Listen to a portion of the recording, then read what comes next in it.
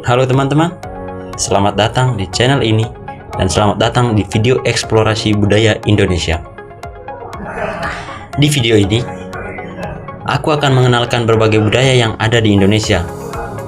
Seperti yang kita tahu, Indonesia adalah negara yang sangat kaya akan budaya, dari Sabang sampai Merauke. Nah, pada video kali ini, aku akan mengajak kalian mengenal budaya dari Provinsi Papua dan Provinsi Bali. Namun, kita akan mulai terlebih dahulu dari Provinsi Papua. Sebelum lanjut ke videonya, jangan lupa untuk subscribe channel ini, like videonya, dan share ke teman-teman kalian. Oke, tanpa berlama-lama lagi, kita mulai dari Provinsi Papua. Provinsi Papua merupakan salah satu wilayah di Indonesia yang memiliki keunikan luar biasa, baik dari segi alam maupun budaya. Papua dikenal dengan hutan tropis yang luas, pegunungan yang menjulang tinggi, serta keanekaragaman hayati yang sangat kaya. Salah satu fauna endemik yang menjadi ikon Papua adalah burung cendrawasih. Dari sisi budaya, Papua memiliki ratusan suku bangsa dengan bahasa, adat istiadat, dan tradisi yang berbeda-beda. Hal inilah yang menjadikan Papua sebagai salah satu provinsi dengan keragaman budaya terbesar di Indonesia. Beberapa contoh warisan budaya Papua yang masih dilestarikan hingga kini antara lain rumah adat Honai, tari sajojo, serta makanan khas Papeda. Masyarakat Papua juga dikenal memiliki hubungan yang sangat erat dengan dan harmonis dengan alam, di mana setiap tradisi dan kebudayaan mencerminkan kedekatan mereka dengan lingkungan sekitar. Untuk mengenal lebih dalam tentang budaya yang ada di Papua, di sini aku akan memperkenalkan rumah adat, tarian, makanan khas, dan wilayah-wilayah yang terkenal di Papua.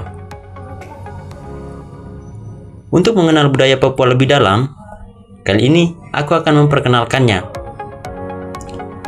Rumah adat, tarian tradisional, makanan khas, serta wilayah-wilayah adat di Papua. Kita mulai dari rumah adat Papua. Papua memiliki banyak wilayah, dan di setiap wilayah tersebut terdapat berbagai jenis rumah adat.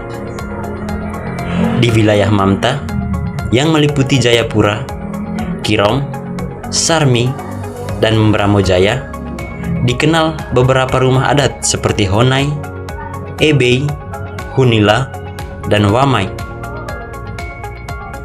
Rumah-rumah ini merupakan bagian dari sistem pemukiman tradisional yang disebut Silimo.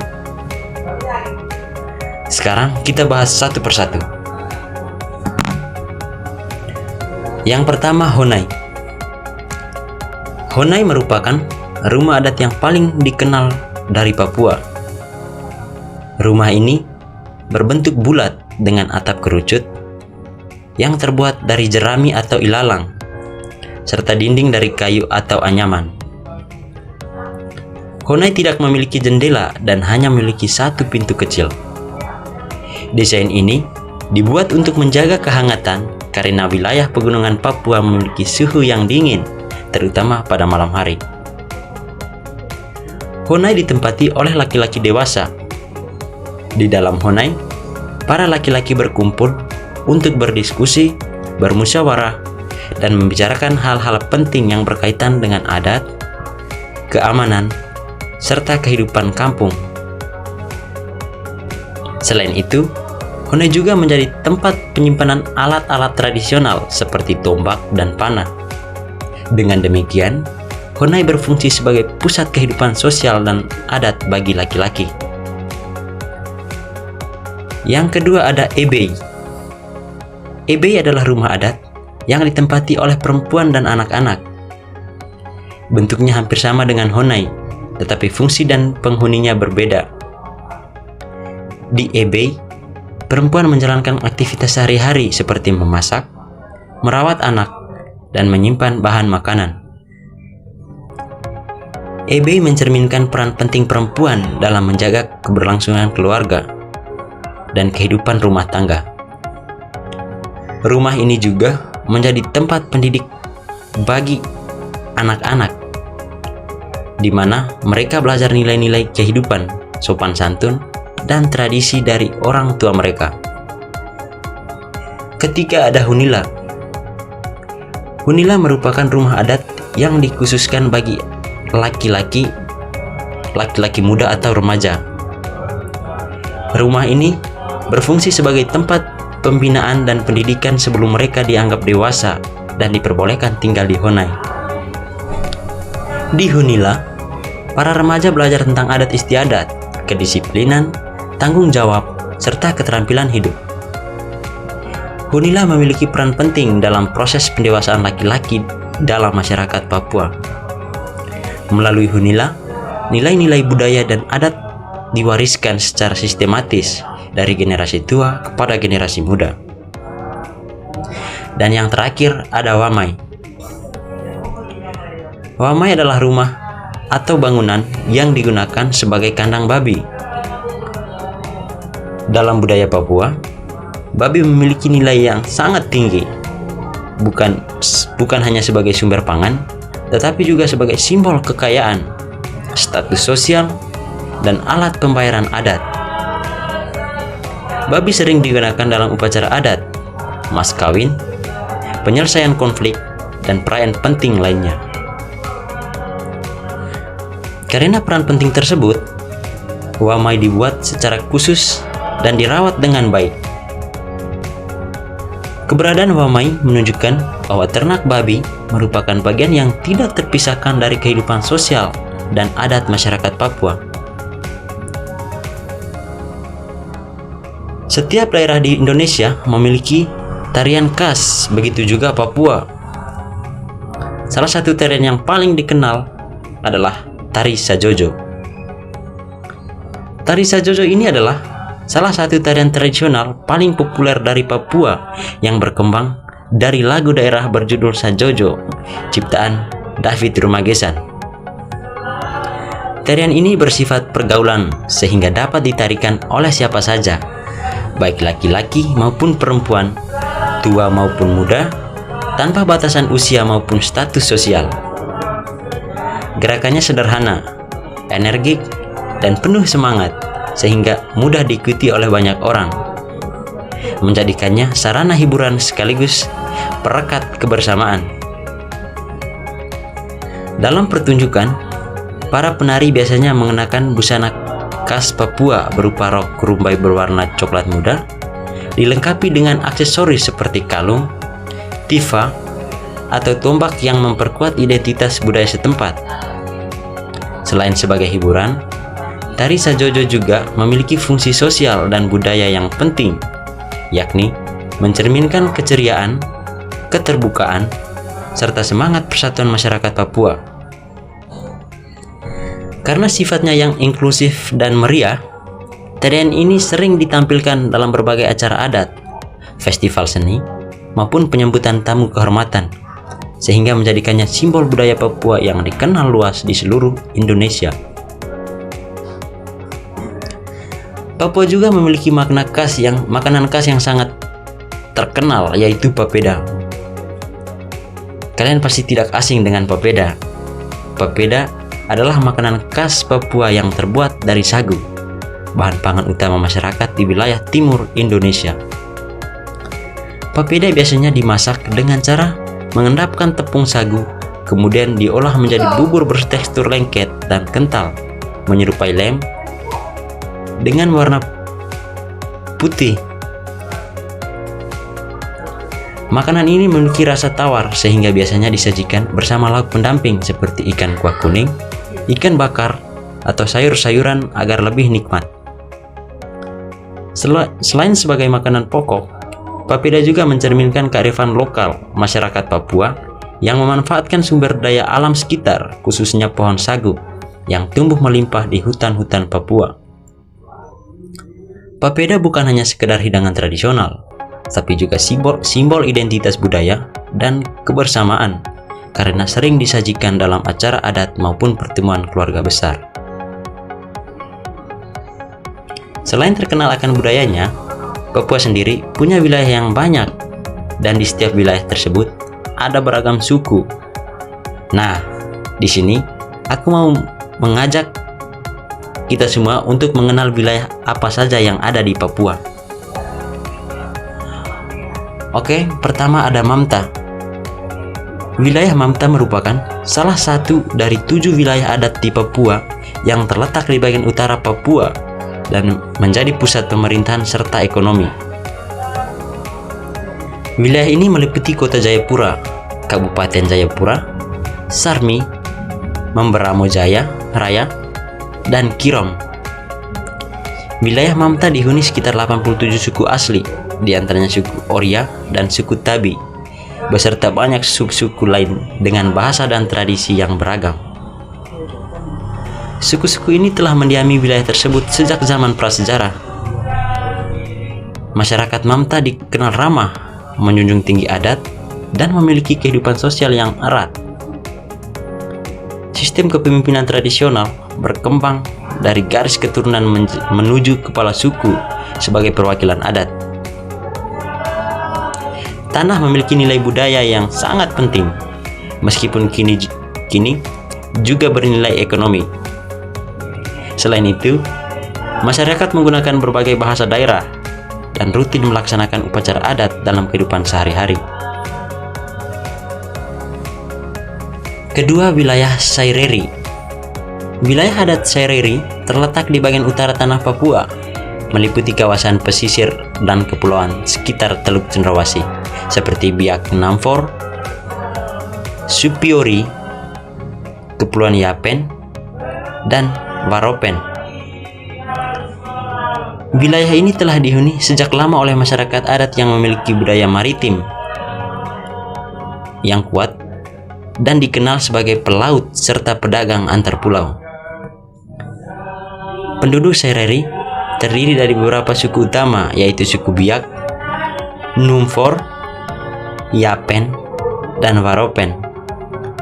Meskipun memiliki identitas berbeda, suku-suku ini memiliki kesamaan adat, sistem kekerabatan, dan cara hidup yang erat dengan laut.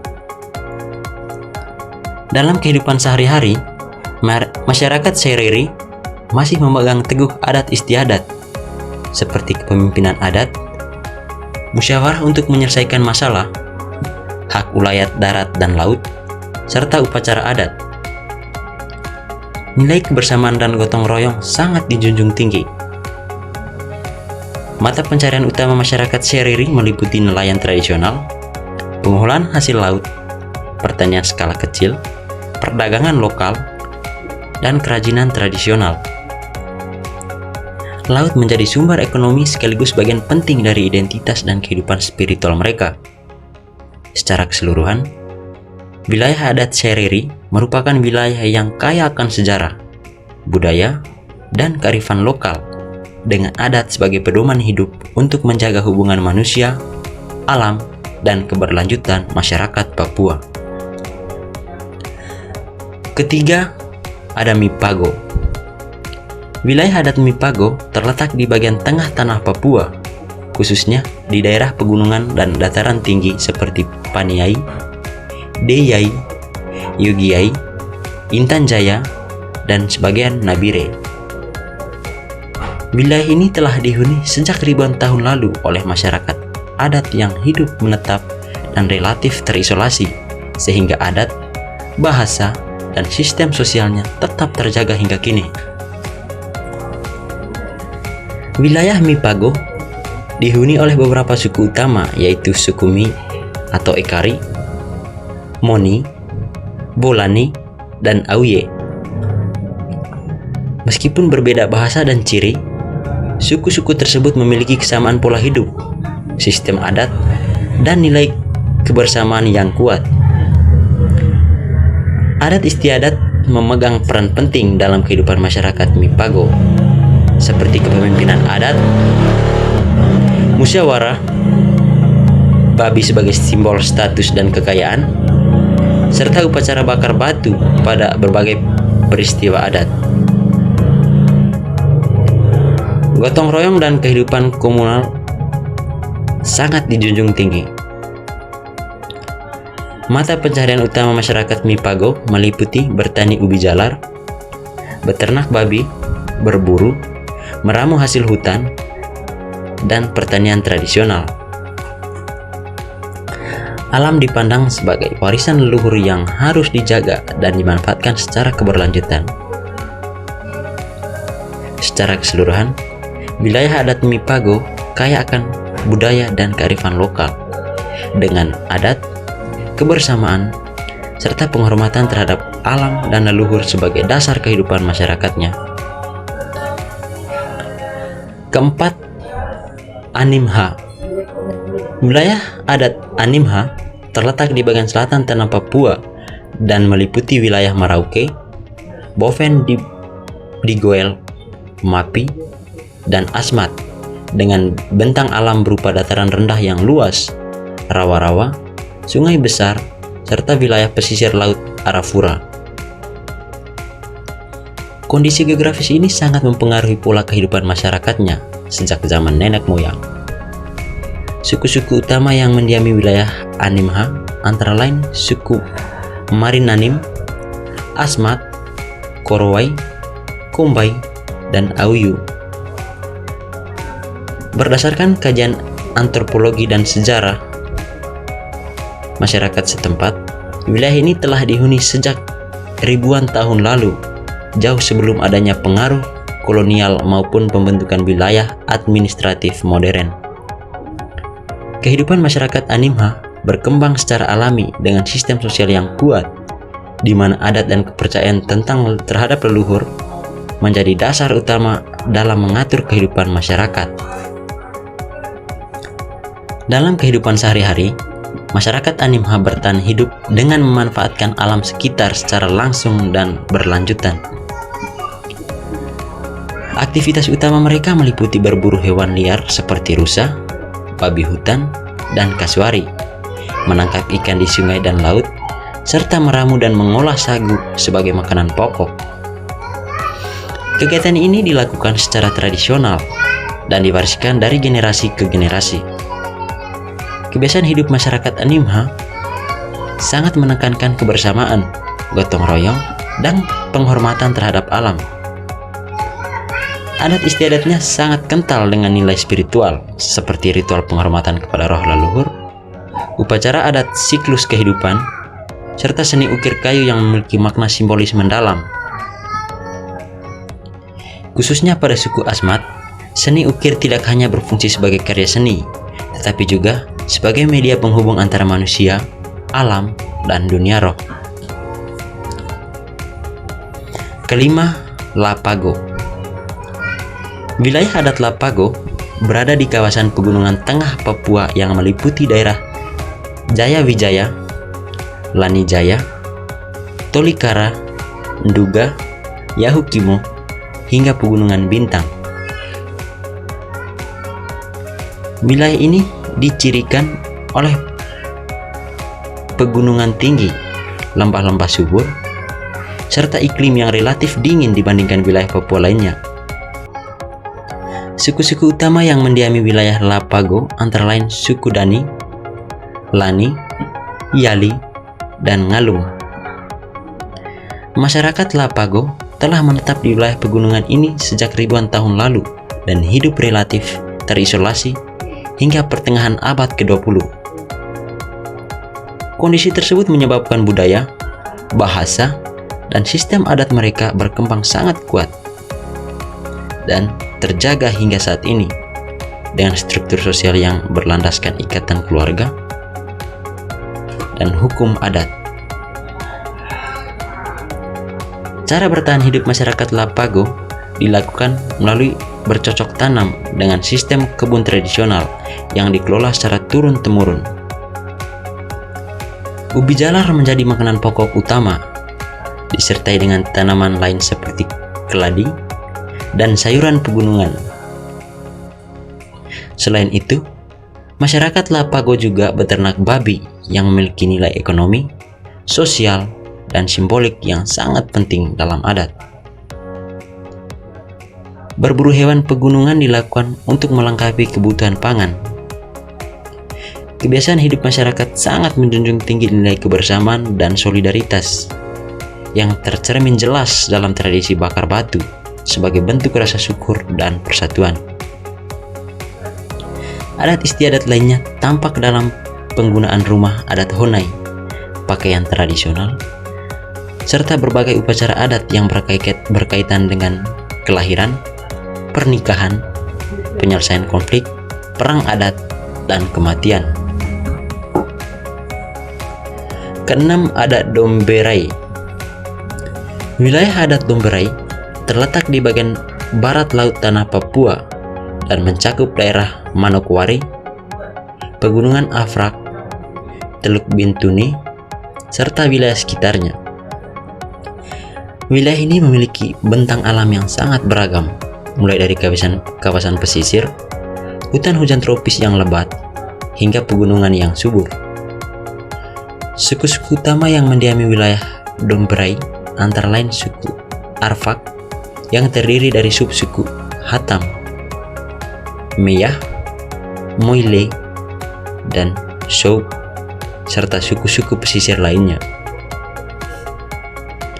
Masyarakat Domberai telah hidup di wilayah ini sejak ratusan hingga ribuan tahun lalu dan dikenal sebagai salah satu kelompok masyarakat Papua yang lebih awal berinteraksi dengan dunia luar, terutama melalui kegiatan perdagangan dan misi keagamaan. Dalam kehidupan sehari-hari, masyarakat Domberai bertahan hidup dengan memanfaatkan sumber daya alam, darat, laut secara seimbang. Aktivitas utama mereka meliputi berkebun, mengolah sagu, berburu di hutan, serta menangkap ikan dan hasil laut lainnya. Pengolahan alam dilakukan berdasarkan aturan adat yang bertujuan menjaga keseimbangan lingkungan. Kebiasaan masyarakat Domberai menunjukkan hubungan yang sangat erat antara manusia dan alam, yang dipercaya memiliki nilai spiritual.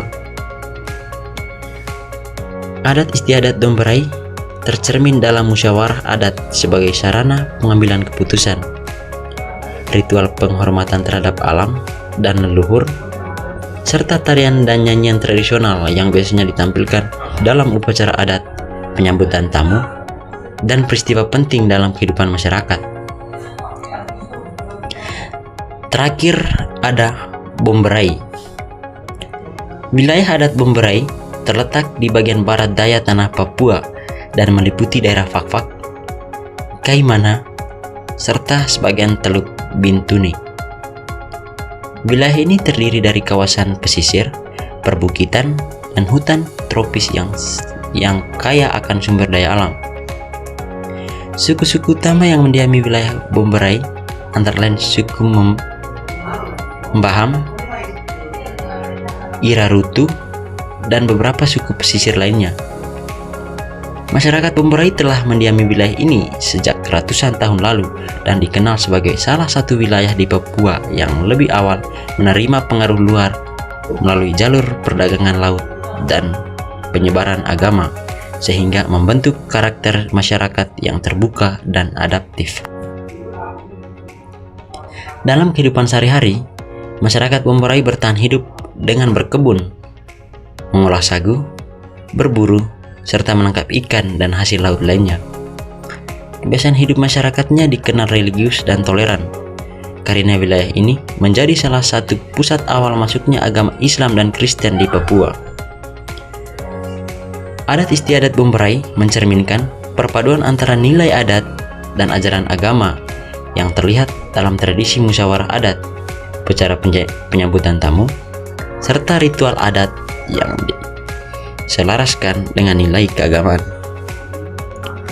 Penghormatan kepada pemimpin adat, tokoh agama, dan orang tua menjadi bagian penting dalam menjaga keharmonisan kehidupan masyarakat Bomberai. Itulah tadi sekilas penjelasan mengenai budaya, rumah adat, tarian, makanan khas, dan wilayah adat yang ada di Provinsi Papua. Papua bukan hanya kaya akan alam, tetapi juga kaya akan budaya dan kearifan lokal yang menjadi bagian penting dari identitas bangsa Indonesia.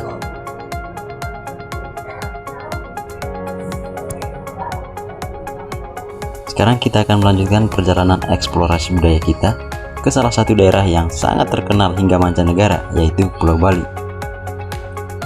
Pulau Bali merupakan salah satu wilayah di Indonesia yang memiliki sejarah panjang dan kaya akan budaya. Sejak masa prasejarah, Bali telah dihuni oleh masyarakat lokal yang kemudian berkembang melalui pengaruh kebudayaan Hindu, Buddha dari India sekitar abad ke-1 Masehi.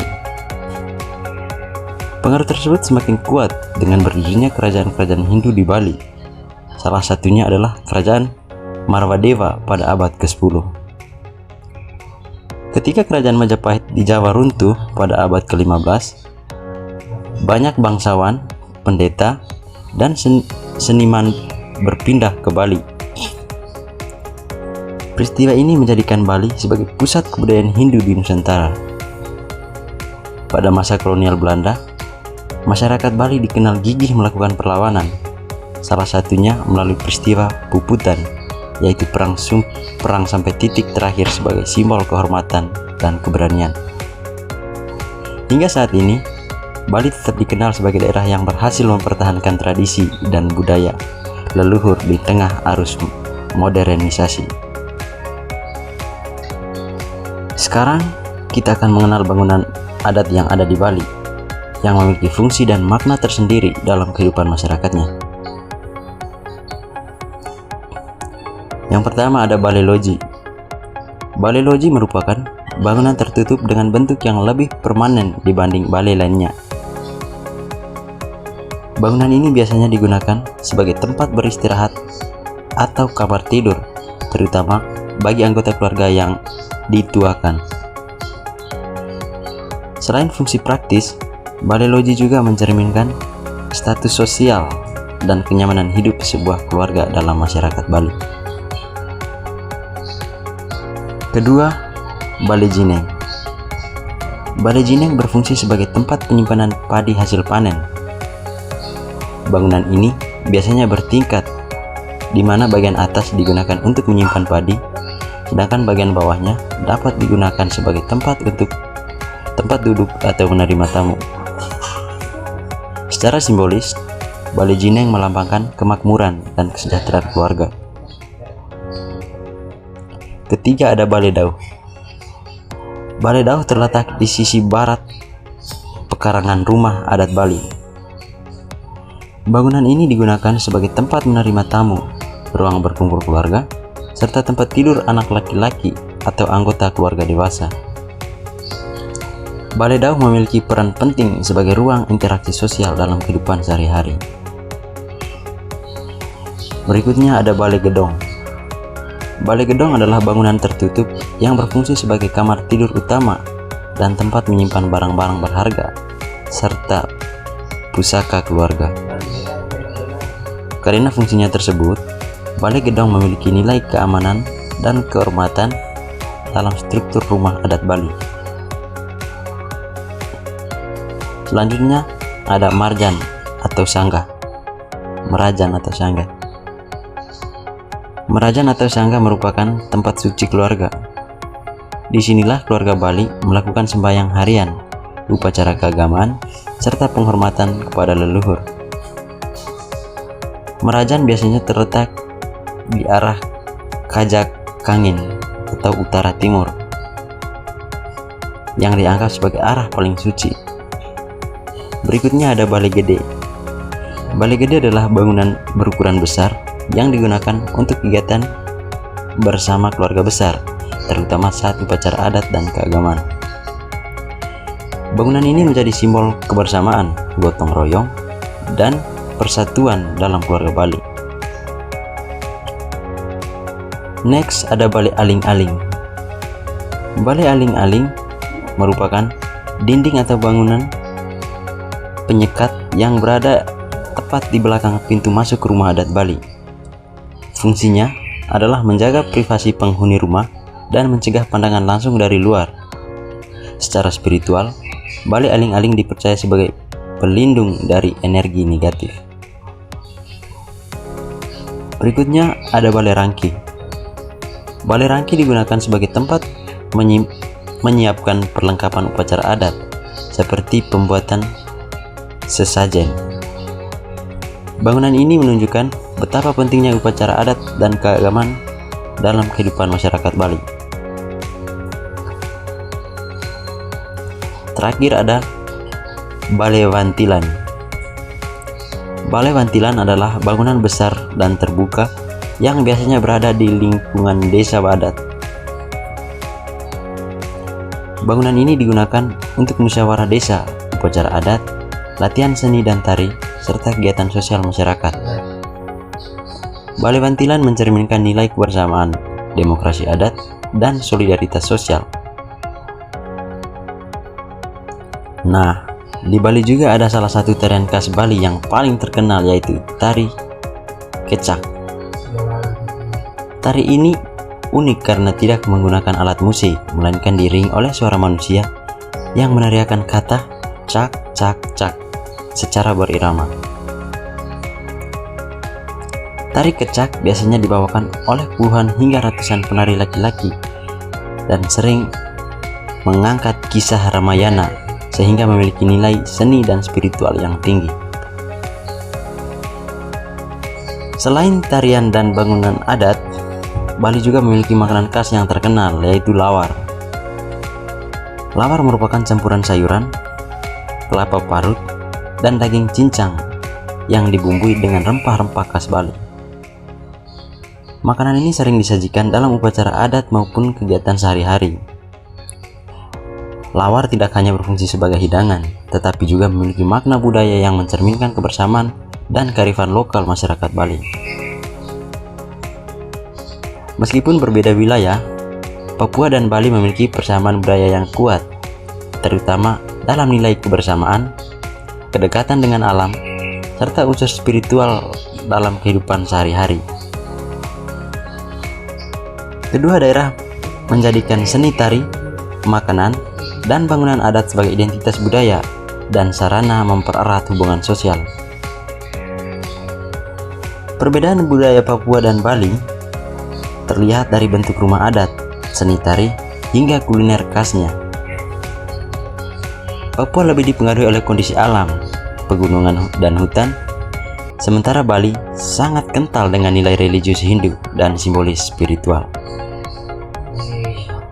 Itulah tadi penjelasan mengenai budaya Provinsi Bali, mulai dari sejarah, bangunan adat, tarian, hingga makanan khasnya. Melalui video ini, kita akan melihat betapa kayanya budaya Indonesia dan betapa pentingnya menjaga serta melestarikannya. Terima kasih sudah menonton video ini. Jangan lupa subscribe, like, dan share agar semakin banyak yang mengenal budaya Indonesia. Terima kasih.